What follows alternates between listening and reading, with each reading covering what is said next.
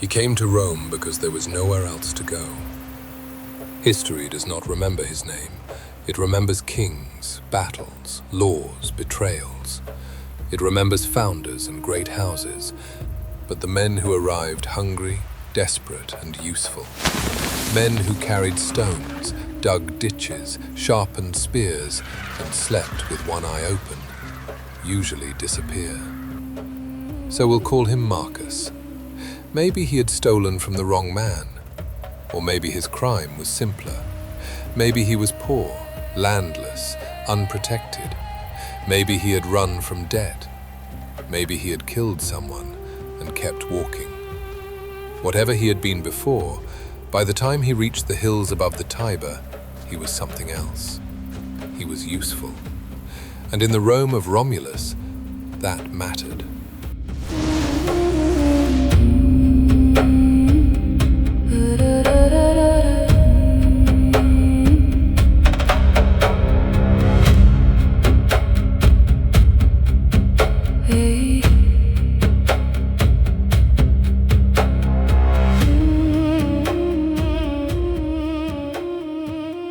This was not yet the Rome of emperors, only a young settlement trying to look permanent.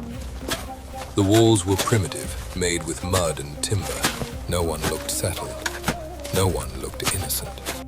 And at the center of it all stood Romulus. He had already marked the boundary. He had already fought with his brother. He had already given the city his name. But a city needs more than a name. It needs people. The historian Livy tells us that Romulus opened a place of refuge. Into it came a mixed crowd from the neighboring peoples. Free men, slaves, fugitives, men eager for change.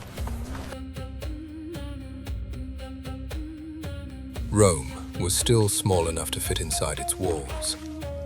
But already, it was becoming something larger. Men arrived from different peoples, different loyalties, different pasts. And somehow, uneasily, they began calling themselves Romans. And as the settlement began to grow, its power was still raw, unstable, mostly male. A place made mostly of unattached men has its own kind of danger. Rome had walls, it had weapons, but it did not yet have tomorrow. There were no households binding men to daily obligations. No daughters, wives, sisters, or mothers creating the web of kinship that makes people think beyond the next fight, the next meal, the next insult. Men who might otherwise have fought one another were beginning to imagine themselves as part of the same story. Rome could build itself, it could defend itself, but it could not yet reproduce itself. Without wives, families, and daughters of its own, Rome was not yet a people. It was a camp. And camps do not become civilizations. They either dissolve or they take what they need. So Romulus sent envoys to the neighboring peoples. The request was simple enough. Alliance, intermarriage, a future. The argument was practical. All cities begin somewhere. Rome was young, but it had courage, it had divine favor, and it had men willing to fight for it. So why should its neighbors refuse to join blood with a city that might one day be powerful? The envoys returned to Rome with nothing. No alliances, no marriages, only humiliation. Romulus could have accepted the answer. He could have waited, bargained, tried again. But Romulus had not founded Rome by waiting for permission. He had killed his brother over a boundary. He had opened the city to men no one else wanted. So when the neighbors refused him, Romulus chose another way. He would invite them in. He announced games, a festival, a spectacle, a public celebration in honor of Neptune. The invitation went out across the nearby communities. Come see Rome. Come eat. Come watch. Come be entertained. Diplomacy had failed. Curiosity would do what diplomacy could not. and people came. As the day went by, Marcus began to feel that something was not right. He noticed that some men of the settlement were not celebrating with the rest. No speeches, no commands, just looks, assignments, movements that slowly became understandable. And Marcus understood. Rome had made its decision. A tribe called the Sabines came with their families. Others came too from the towns and settlements nearby.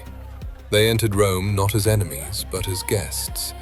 For a moment, Rome looked almost civilized. There was food, noise, crowds, ceremony, spectacle. The women had begun to relax. Children moved freely through the crowd. Men who might once have drawn knives now offered food and drink. By then, Marcus understood the shape of the plan, and perhaps he told himself what the others did, that Rome needed this, that sometimes hard choices were required for the survival of the community. The guests watched the games. The Roman men watched the guests. Men who had been given refuge now stood inside Rome's walls, surrounded by families from communities that had refused them. Fathers, brothers, daughters, young women who had entered the city under the protection of hospitality. To us, what was about to happen feels unforgivable, and for many of the women inside those walls, it almost certainly was. But the Romans preparing themselves around the crowd may not have believed they were violating a moral law. In the ancient world, marriage was often political before it was personal, and women were frequently treated as part of the survival of a people, rather than individuals with the power to choose their own future. That did not make the moment less terrifying for the people trapped inside it, only more inevitable. The guests had come as neighbors. Rome had received them as prey. In a different age, Roman writers would turn this into a founding legend. But inside the moment, before marble and myth could soften it, it was something much simpler. A trap.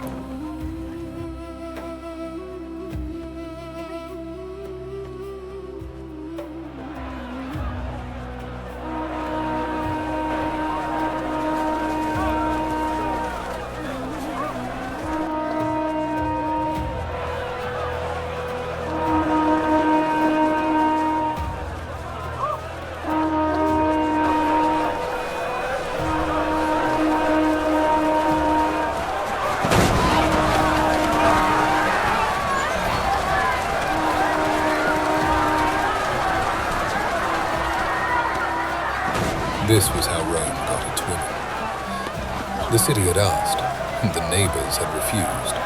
So Rome invited them in, closed the exits, and took what it had been denied. The men who had come to Rome with nothing were now being given something.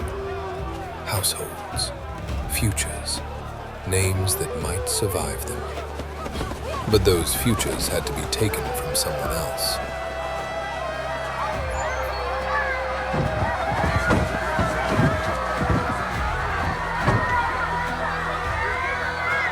Later, Romans would not tell this story as a shameful accident. They told it as proof of what Rome was: clever, daring, desperate enough to survive. Greek cities often claimed purity, ancestors born from sacred soil. Rome claimed something harder. It was not pure, it was mixed, built from outsiders, fugitives, conquest, and forced belonging. That was Rome's myth of itself, not innocence, survival. And Marcus was about to become part of it.